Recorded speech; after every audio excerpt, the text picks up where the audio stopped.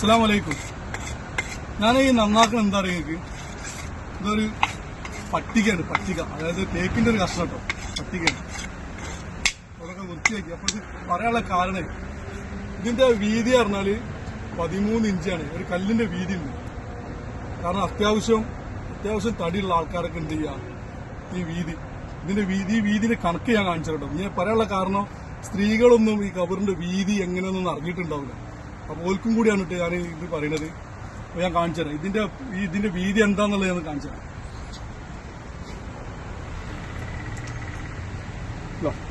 ഇതാണ് ഇതിന്റെ വീതി. ഒരു കബറിന്റെ വീതിയാണിത്. 13 ഇഞ്ച് കബറിന്റെ വീതി. ഒരു കല്ലിന്റെ കറക്റ്റ് അതായത് മൊത്തമായിട്ട് 13 ഇഞ്ച്. ഇതാണ് 13 ഇഞ്ച് ഒരു കബറിന്റെ വീതി.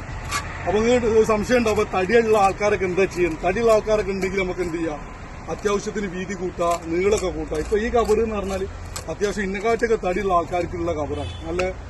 നല്ല വൃത്തിയിൽ നല്ല സുഖമായിട്ട് മയ്യത്ത് ചെരിച്ചിട്ട് ഇറക്കി വെക്കാൻ കഴിയും.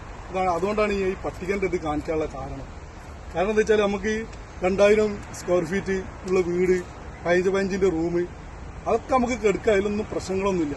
സന്തോഷത്തോടുകൂടി ജീവിക്കുക. പക്ഷെ അത് പറയാനുള്ള കാരണം, എങ്ങനെ ജീവിച്ചാലും അവസാനം എത്തിപ്പെടുക ഈ ഒരു ലെവലിലേക്കാണ് എന്നുള്ളതിന്റെ ഒരു മാത്രം. അത് ഓർമ്മപ്പെടുത്താൻ വേണ്ടിയിട്ടാണ് ഞാനിത് വിട്ടത്. ഇപ്പൊ ഒരുപാട് ആളുകൾക്ക് പെരകളില്ലാത്ത ആൾക്കാരുണ്ടാവും, പിന്നെ തെരുവിൽ ജീവിക്കുന്ന ആൾക്കാരുണ്ടാവും, സുന്ദരമായിട്ട് ജീവിക്കുന്ന ആൾക്കാരുണ്ടാവും. അങ്ങനെ ജീവിക്കുന്നതുകൊണ്ട് തെറ്റായിട്ടൊന്നും പറഞ്ഞല്ലോ ഞാൻ. കാരണം എന്താ വെച്ചാല്, എങ്ങനെ ഇനിയിപ്പോ ഉള്ളവനായാലും ഇല്ലാത്തവനായാലും അവസാനം ഈ ഒരു വീതി, ഞാൻ നേരത്തെ പറഞ്ഞ ഒരു ആവശ്യത്തിന് വീതി കൂട്ടാ, നീളൊക്കെ കൂട്ടട്ടോ, അവസാനം എത്തിപ്പെടും ഇങ്ങനത്തെ ഒരു സ്ഥലത്താണ് എന്നുള്ളത് ഓർമ്മപ്പെടുത്താൻ വേണ്ടിയിട്ടാണ്.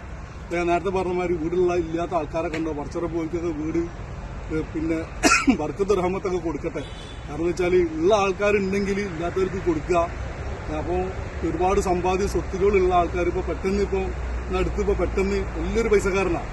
അത് പെട്ടെന്ന് സുഖമില്ലാതെ പെട്ടെന്നാണ് മരണപ്പെട്ട് ഞാൻ ഈ പറഞ്ഞ മാതിരി ഈ ലെവലിലേക്കും ഈ വീതിയിലേക്കുള്ള സ്ഥലത്ത് കൊണ്ടുപോയി മാറിയത്. അപ്പൊ അയാളെ സ്വത്ത് സമ്പാദ്യങ്ങളൊക്കെ അവിടെ ഇട്ടെറിഞ്ഞു പോയി. ഇനി മറ്റുള്ള ആളുകൾ ഉപയോഗിക്കും. അപ്പൊ ജീവിക്കുന്ന സമയത്ത് എന്ത് ചെയ്യുക, നിങ്ങൾ ഉള്ള ആൾക്കാരുണ്ടെങ്കിൽ ഇല്ലാത്തവരെ സഹായിക്കുക. അത് ഞാൻ ഇതിൽ കൂടെ പറയണം. കാരണം എന്താ വെച്ചാൽ എന്നിങ്ങനെ ഒരുപാട് ആൾക്കാരെ മറയിട്ടുണ്ട്. ഒരുപാട് കബറ് കുത്തിയിട്ടുണ്ട്. നമുക്ക് ബാങ്കും ഇക്കാമത്താണ്. ഒരാള് ജനിച്ചു കഴിഞ്ഞാൽ നമ്മൾ ആദ്യം വലതുഭാഗത്ത് ബാങ്ക് കൊടുക്കും, വലതുഭാഗത്ത് ഇക്കാമത്ത് കൊടുക്കും. പിന്നെ അതിന്റെ ഇടയിലുള്ളൊരു ജീവിതം നമുക്കുള്ളൂ. ഒരാളുടെ കാരണം പിന്നെ നമുക്ക് മയ്യത്ത് നിസ്കരിക്കുന്ന സമയത്ത് ബാങ്ക് ഇക്കാമത്തുള്ളൂ. പിന്നെ അതിന്റെ ഇടയിലുള്ളൊരു ജീവിതമുള്ളൂ നമുക്ക്. അപ്പൊ ഉള്ളത് എന്ത് ചെയ്യുക, റാഹത്തോടുകൂടി സന്തോഷത്തോടു കൂടി ജീവിക്കുക, മറ്റുള്ള ആൾക്കാരെ സഹായിക്കുക. അതൊക്കെ ഞാൻ അതിൽ കൂടെ പറയുന്നുള്ളൂ. അപ്പോൾ ഒന്ന് ഓർമ്മപ്പെടുത്താൻ വേണ്ടിയിട്ടാണ് ഈ വീതി കണ്ടില്ല നിങ്ങൾ. എല്ലാം തിരിഞ്ഞു മറിഞ്ഞ് കെടുക്കാനൊന്നും കഴിയില്ല. ഇച്ചിരി മയ്യത്ത് മറിയത് കഴിഞ്ഞാൽ തിരിഞ്ഞു മറിയണ നമ്മൾ വീട്ടിൽ കെടുക്കണമായിട്ട് ആ ഒരു വീതിയോ സൗകര്യങ്ങളൊന്നും ഉണ്ടാവില്ല. നമ്മൾ ആവശ്യത്തിന് വീതി കൂട്ടാം, നീളൊക്കെ കൂട്ടാം. അപ്പൊ ഞാനൊന്ന് ഓർമ്മപ്പെടുത്താൻ വേണ്ടിയിട്ടാണ്. വീടുകളില്ലാത്ത ആളുകൾക്കൊക്കെ ഉണ്ടെങ്കിൽ പടച്ചുറപ്പ് വീടുകളൊക്കെ കൊടുക്കട്ടെ. അതിന് കൂടി ഉൾപ്പെടുത്താണ്, പ്രാർത്ഥിക്കുകയാണ്.